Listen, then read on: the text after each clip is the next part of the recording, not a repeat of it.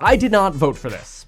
Literally. I didn't vote for Donald Trump because I said before the election I'd be writing in Meet Kevin on the ballot, not only to preserve my independence, but also because I'm extremely frustrated that Democrats shoved Kamala Harris down our throats without a primary.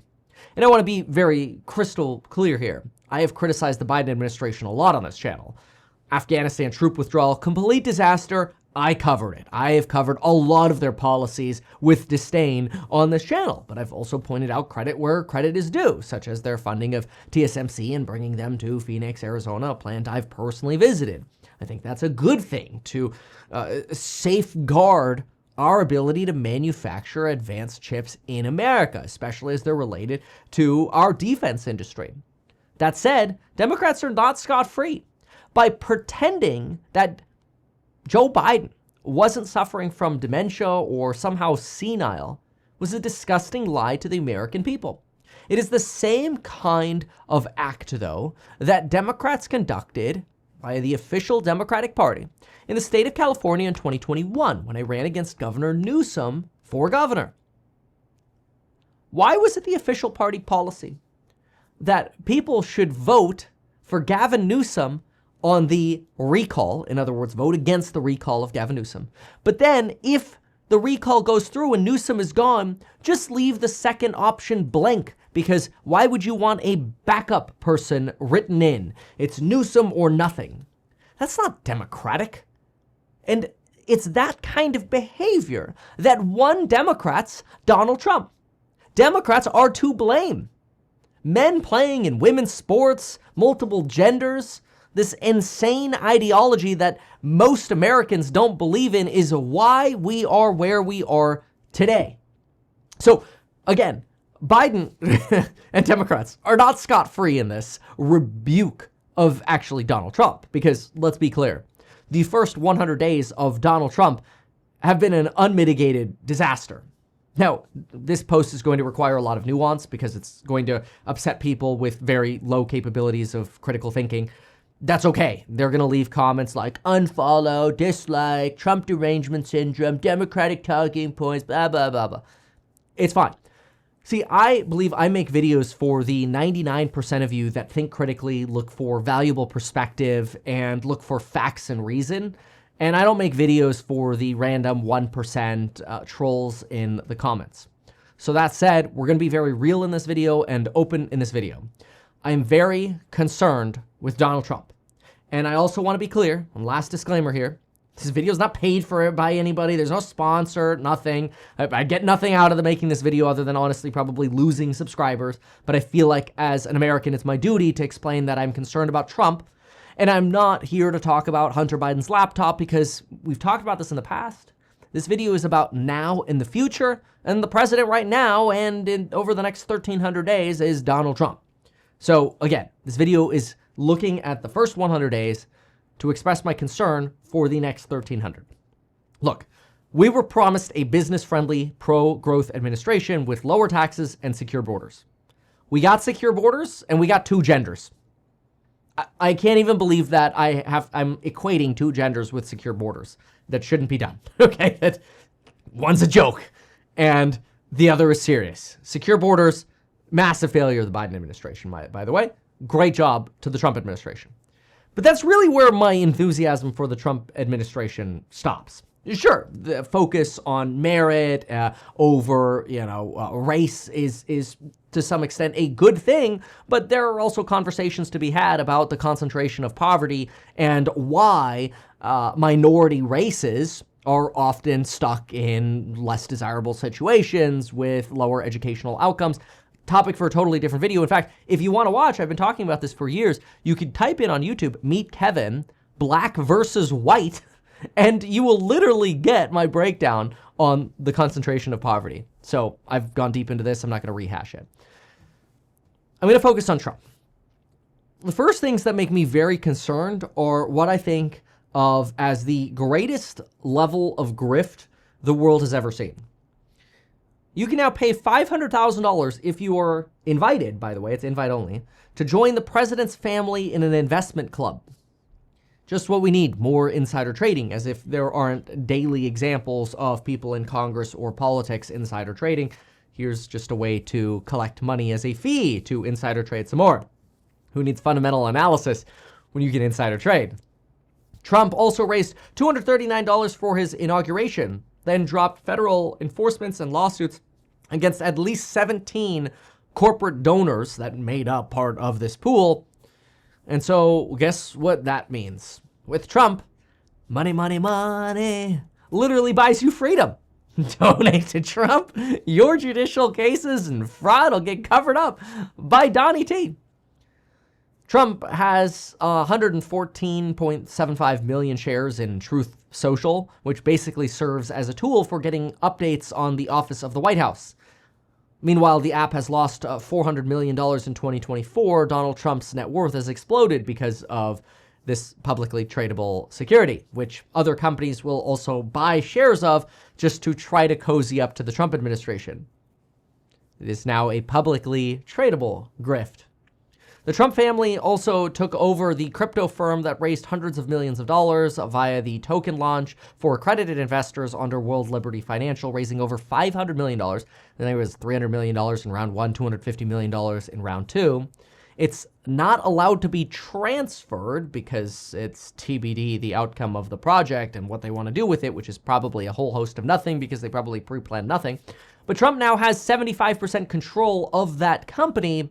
And investors, in the meantime, are writing down their investments over 50% already because they don't actually expect much out of it, which why would they after, right before the inauguration, Donald Trump and Melania launched their own tokens, Trump and Melania, which were basically a tactical meme launch just before the inauguration. And if you bought during the hype, you're probably down about 85% on that token. Meanwhile, Trump-owned companies are up about $350 million net in the ICOs, the initial coin offerings. Lutnick's son, Brandon Lutnick, is apparently now partnering with SoftBank, Tether, and Bitfinex to recreate MicroStrategy.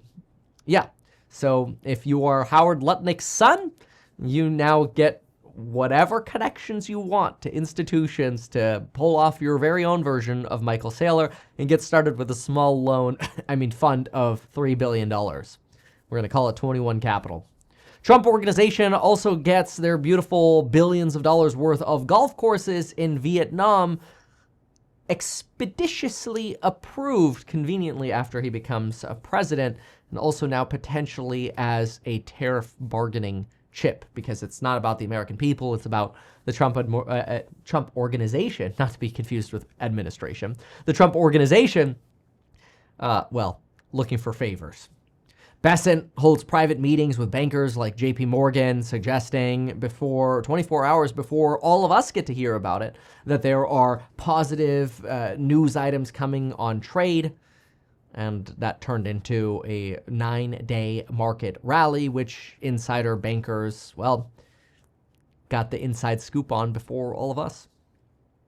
CBS News 60 Minutes producer stepped down because apparently the owning company of CBS, Paramount, is being sued by Trump, and the controlling shareholder of Paramount is trying to sell Paramount to Skydance, which requires approval from the Trump administration, and the producer of CBS 60 Minutes was too critical of Trump, and so now that person got forced out because the controlling shareholder of Paramount wants that approval stamp from Trump, and so now that free speech gets silenced over at CBS. Now, I'm not here to shill traditional media. They all have their bias and tilt.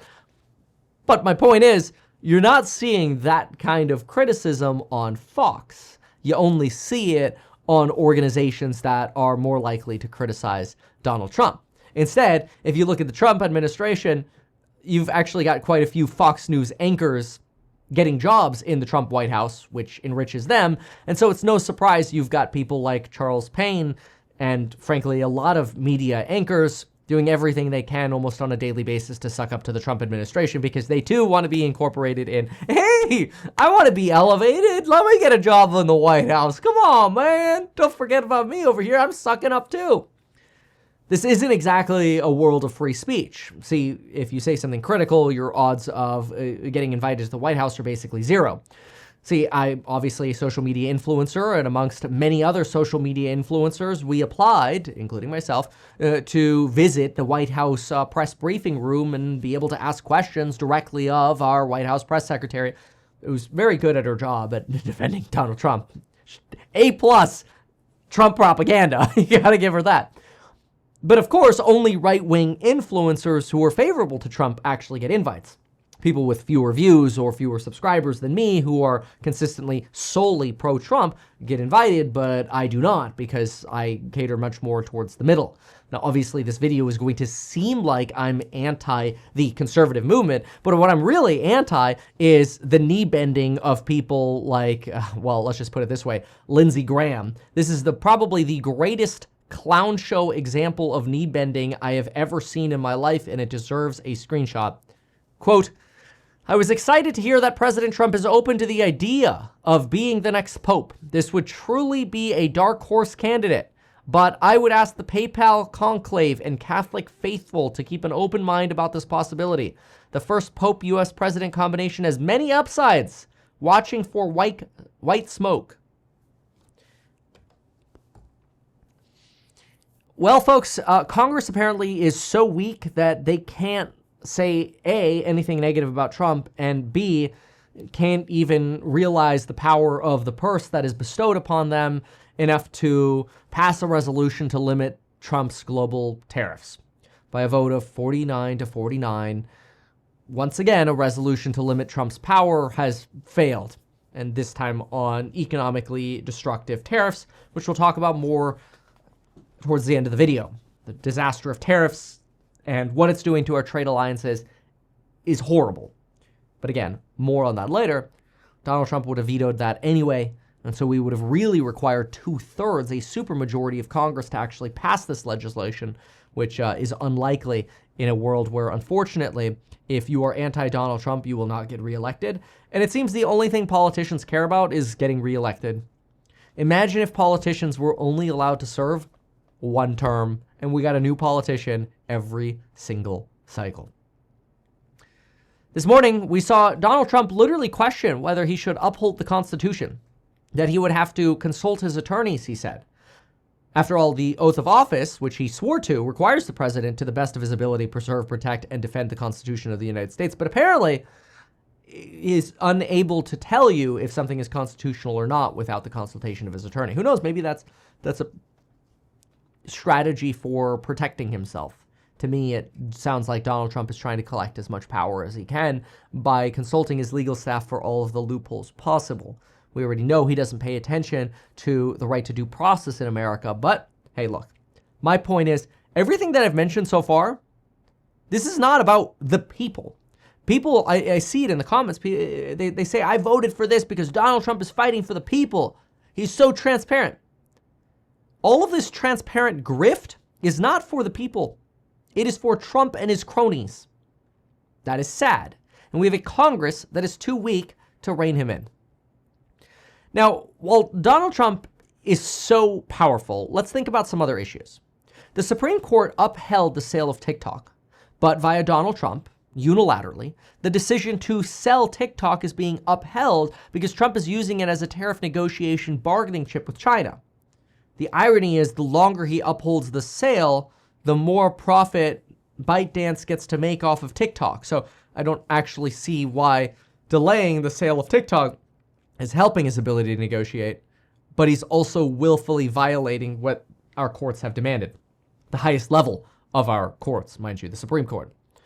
After Donald Trump also promised not to weaponize the justice system, which he says was used against him, which I think a lot of people agree. he was certainly microscoped, okay? Donald Trump is now, oh, and mind you, he told us that he would be different, that he's not going to weaponize the justice system. He is now literally weaponizing the justice system. I'm going to give you an example. Donald Trump has ordered Pam Bondi to look into Act Blue. This is a fundraising platform for Democrats. Pretty much if you're a political candidate for any office and you're going to run as a Democrat, you use Act Blue as a payment rail. Think of it like Stripe, but for politicians. Now, Congressman Brian Steele, a Republican, already investigated Act Blue in Q3 and Q4 of last year and found no evidence of illegal foreign funds being funneled into our elections through Act Blue, and actually cited that they had safeguards in place and increased their safeguards to prevent those things from happening. Well, 4 months later, Donald Trump directs Pam Bondi to investigate Act Blue, which, sounds like judicial weaponization, very clearly against a Democratic platform, mind you, because if people aren't going to use Act Blue, what is the next runner-up fundraising platform for Democrats? Nobody actually knows, which is the perfect way, mind you, to try to stifle your competition, is prevent your competition from being able to fundraise. It's kind of brilliant in a really evil, I don't know how to put it, dictatorish way. I hate to say it. It's like, cut off their money supply. It's kind of brilliant. But again, it's also evil. So while Donald Trump is going after Act Blue because there are rumors that Democrats are fundraising from foreign corporations through straw buyers via Act Blue, and so far there's no evidence of this, Donald Trump basically pardoned Eric Adams of the same damn thing. Okay, Eric Adams, New York, was investigated by the FBI for illegal donations from the government of Turkey. Mind you, Eric Adams had flown to Turkey a few times, okay? From the government of Turkey, who donated to Eric Adams' campaign through a Brooklyn construction company as a straw donor to Eric Adams. This is exactly what Donald Trump is accusing Act Blue of, but has no evidence for, was literally happening with Eric Adams. But because Eric Adams is a Trump friendly, what happens? Donald Trump says, hey, look, we know FBI, you have unsealed fraud charges against Eric Adams. Drop all the charges. And if any of the charges are to stick, I'll consider pardoning him.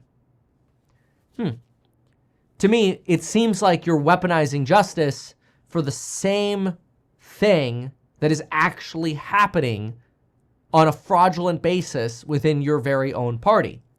To me, that is an unmitigated disaster. That is disgusting. I can only laugh about it because there's obviously nothing I can do about it. I'm just making the observation. I also live streamed January 6th for over 10 hours. I mean, the video is still public, and the violence we saw was disgusting. Now, I'm not saying that every person who, walked through the halls or were guided through the halls in certain cases should be subject to 4 to 10 years in prison. But I do think that people who whacked Capitol Police officers and battered them with flagpoles or other weapons deserve to be in prison. But those people were pardoned along with the more innocent visitors, we'll call them. This is disgusting. The attack on our universities and the process of chilling and stifling free speech in America is also, in my opinion, an unmitigated disaster. Now, look, universities are going to be more liberal institutions. So yes, it is true that universities are going to say things that do not always align with Democratic or with Republican causes. And so it makes logical sense for Donald Trump to say, hey, we don't want universities saying things that we don't like, and we're going to threaten to take their funding away unless they do what we like. Now, I'm going to break down exactly what's happening here. But first, to understand this, and this is a complicated one, let's just put this up on screen. This might help a little bit. Okay. People who go to universities tend to lean more Democratic. That's because you've got the super low end of incomes that lean Democratic because they have to. They need social services, and they can get in via financial aid programs to finally try to get a leg up and get out of the hell of poverty. Then you have the higher incomes, like the highest of incomes, that also lean Democratic. They send their children to elite institutions, and yes, institutions fueled by research and thought can tend to lean significantly to the left. Donald Trump does not like this, which makes sense. It is a threat to the future of the Republican Party to have universities lean left. Now, middle and upper middle income individuals tend to lean more to the right. However, the middle and upper middle class also can tend to be more entrepreneurial and of the mindset that we don't actually need college. Now, this video isn't here to say we need college or we don't need college. That's not what this video is about. It's simply to give you a baseline of income understanding and the realization that this right here is a core audience for Donald Trump. Very, very core voter base. There are many more middle and upper middle income individuals than there are upper income individuals. And it's really easy to latch onto this when 59% of Republicans have a negative view of colleges and universities, and only 18% of Democrats have a negative view of universities. So going into this, if you're a political strategist for Donald Trump, it's obviously very easy to say, yeah, attack the universities. Like, you're not going to piss off that many Republicans, and you're going to piss off Democrats, but who cares? So what Donald Trump is doing is he's attacking what's called viewpoint diversity. He's basically trying to say, hey, we want you to accept into the universities as many conservatives as liberals. Now, the reality is most 18-year-olds have no idea what identifying as a liberal or conservative actually means. Very few are involved in the political process at 16, 17, or 18, and even people who have very limited experience just by virtue of probably having only been exposed to politics for maybe the last 2 or 3 years. So that said, Donald Trump is trying to force universities to accept more conservatives and prove some form of viewpoint outcome. To this, some elite universities have bent the knee to Donald Trump, and others have said, yeah, you know what? We're just not going to do that. As a result, Donald Trump has frozen funding to a lot of institutions, such as $2.2 billion of funding to Harvard and much more money to other universities. I'll go through some of the examples of what some of this funding is going to. Of the federal funding that goes to Harvard, we actually send them $9 billion. $7 billion goes to Harvard-affiliated hospitals, which that portion, as far as I'm aware, is not being touched. But the $2 billion that goes to Harvard, the vast majority of it goes to research. In fact, Harvard spends more money on research than they get from federal funding. And so when we cut federal funding to a university like Harvard, what we're actually doing is we are reducing their capability of conducting research. Let's just use a year-by-year basis rather than sort of these block grants, which represent multiple different years. During the fiscal year of 2024, I'll show you the evidence of it. During the fiscal year of 2024, federal funding of $686 million was available for Harvard. And that was the university's largest source of support for research. Okay, so they got $686 million at Harvard in 2024. Now, how much money did Harvard spend on research? Well, it's right here.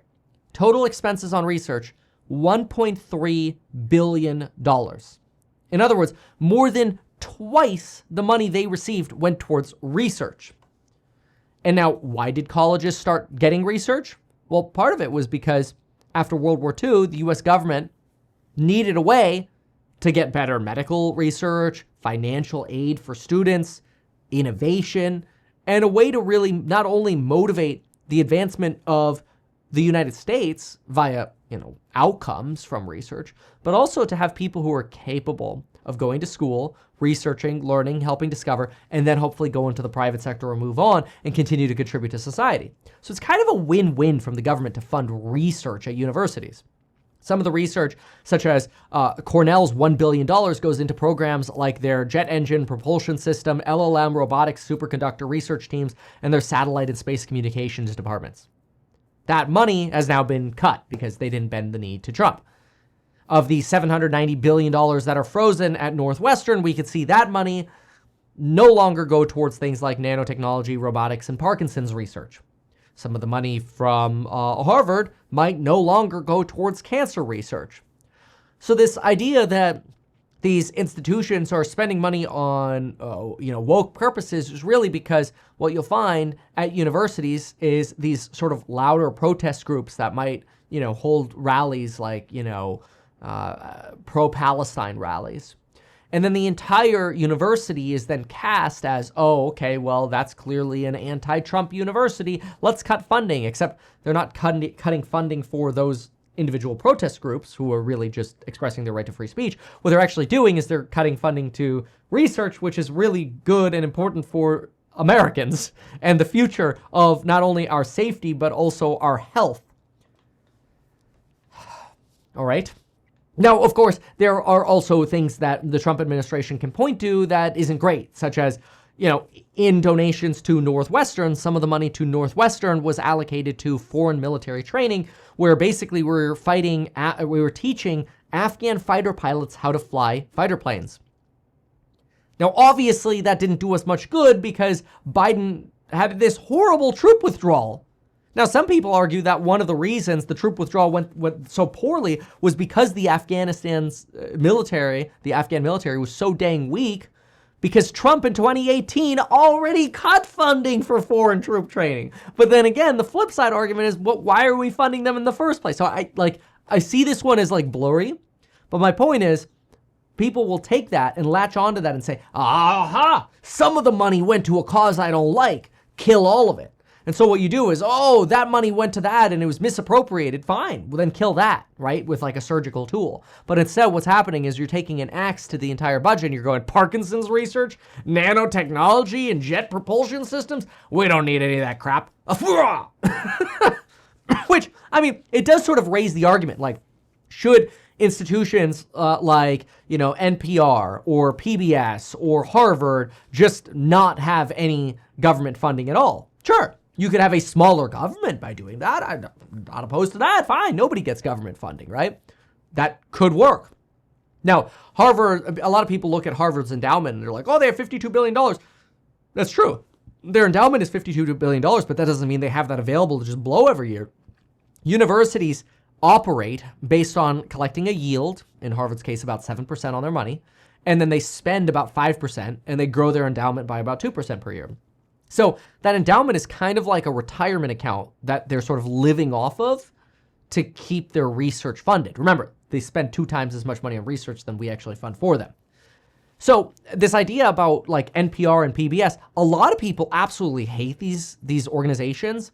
I personally don't think they're that bad. I actually like NPR and the smaller member stations a lot. And when you look at a company, I actually think this is a pretty useful tool, Media Bias Fact Check.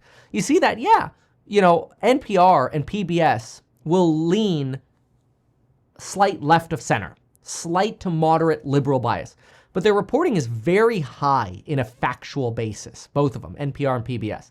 And I agree with this. I think the same of The Economist, though I would say The Economist has high factual reporting, but they're honestly probably even more to the left than this. But then you contrast this with, right now, liberal media organizations, mind you, and I'm not trying to defend them getting government money. I just think, fine, don't give any of them government money. If you want to play it that way, that's fine. But left-leaning media is not making the money right-leaning media is right now. Because if you parrot Donald Trump right now, you can make a lot of money.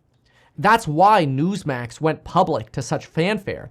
And Newsmax has an extreme right tilt with a low and questionable rating for facts.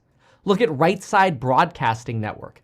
Extreme right, low credibility.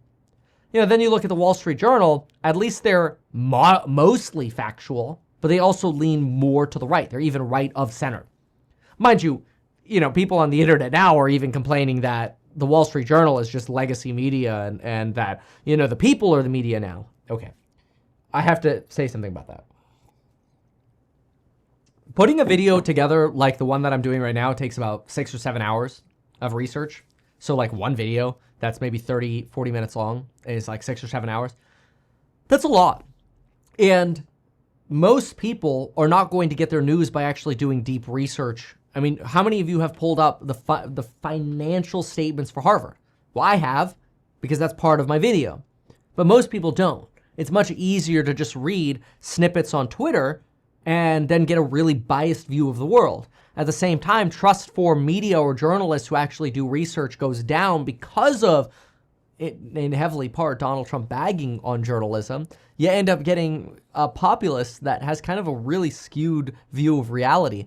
And it's kind of sad because this idea about deleting research budgets at universities, in my opinion, is not only designed to try to chill universities into bending the knee towards Donald Trump, But what you're doing is you're acting like a dictator to try to control anyone by any means necessary with a narrative that is slightly different from yours. And it's just my opinion that that's dangerous for our society. And I don't know where this is going to end up leading us at all, but I guess we'll see. So once we get past this sort of attack on universities, we have to look at Donald Trump's actions when it comes to the Constitution and due process. The due process clause applies to everyone within the jurisdiction of the United States. I think this should go without saying, but because most people do not actually read the Constitution, we should probably just pull up the 14th Amendment and look at the 14th Amendment. The United States, nor any state, shall deprive any person of life, liberty, or property without due process of law. This very clearly says any person. It also states that no state or the United States should deny any person within its jurisdiction of the equal protection of the law. In other words, this is not limited to citizens. Yes, I understand there's a citizen item here which says if you are born or naturalized, you are a citizen of the United States or state where you reside. But here, in a separate segment, we have that no person, doesn't say legal, illegal, undocumented, or otherwise. No person shall be deprived of life, liberty, or property without the due process of law. In other words, yes, undocumented or illegal individuals are protected by the right to due process in America. But Donald Trump doesn't give a flying hoot about the Constitution. And we saw him himself say this morning, he doesn't know if he can uphold the Constitution. So this is a problem. So let's think about this.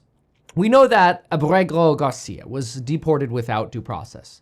Now, as the judiciary has said, it doesn't matter whether he was an MS-13 individual, he's entitled to due process. So, you could say, oh, he was MS-13. Fine, maybe he was. But is he not still entitled to due process? Because what if he's not MS-13? And what if he was mistakenly deported, which Donald Trump did say? Imagine that was you. Imagine somebody said that your tattoos and your Chicago Bulls sweater make you look like you are MS-13, and then you got deported, sent to El Salvador, and then courts in America, which are designed to protect you, say, hey, you're entitled to due process because our Constitution says when you're within our jurisdiction, you are entitled to that. Doesn't matter if you're a resident of El Salvador or whatever. When you're within our jurisdiction, you're entitled to that constitutional protection. And then courts say, bring him back. And then you have a president who says, nah, that's up to the president of El Salvador. Hey, you're not going to send him back, right? El Salvador's president wants Donald Trump's favor. Of course he's going to do whatever Donald Trump wants. But it wasn't just that guy.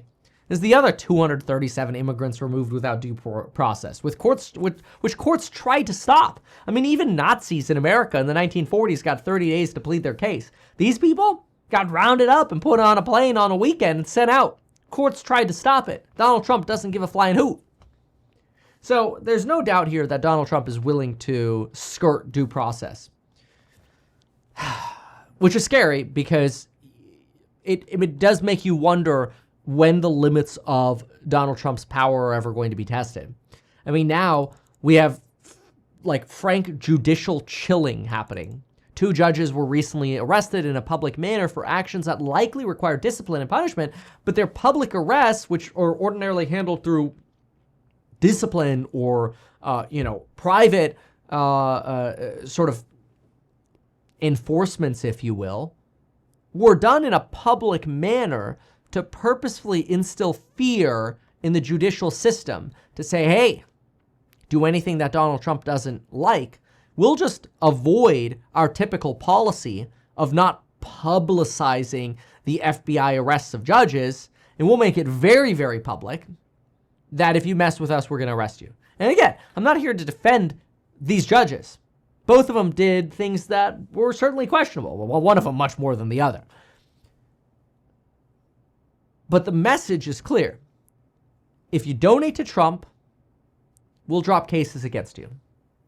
And if you mess with Trump, we'll come after you. That is a pretty clear message towards silencing opposition. It's not just happening with universities or on social media or in the news landscape, access to Donald Trump in the press briefing rooms or otherwise. But frankly, the same behavior is what's happening with tariffs. Tariffs are an unmitigated disaster in our economy. Even Elon Musk agrees with this, especially with his retweets of Milton Friedman, although even Elon Musk fuels the same problems by saying things like, quoting the same Trump disciple retort, well, if other countries, if tariffs don't work, why do other countries use them? All right, look, logic would have it that if we actually put up the trade-weighted level of tariffs with our major trading partners, we'd actually see that tariffs are really, really low. On the United States, from Hong Kong, 0, Singapore, 0, Australia, 1, United Kingdom, 1, Vietnam, 1.1. Like, if we want to negotiate these lower, Germany, 1.3, if we want to negotiate these lower, let's negotiate these lower. But to say, hey, we're now going to slap 10 plus sectoral plus other punitive tariffs on everyone is insane. It brings the United States' tariffs from 1.5% up to 10 at minimum, and in many cases much higher. It is economically disrupting, and it's also a slap in the face to our alliances. We are telling Australians, Canadians, Mexicans, Britons, Germans, French, Italians, go F yourself. We're better off alone. Just like Warren Buffett says, this is dumb. At the same time, we are emboldening Putin, who's nowhere closer to getting a Ukraine deal done with Donald Trump than Biden was. And Biden wasn't even talking to him. Sure, we're talking to Putin now, but here's Putin again talking about using, potentially, hopefully not having to use nuclear weapons against Ukraine to get what he wants. He's been emboldened by this drama that Donald Trump has created.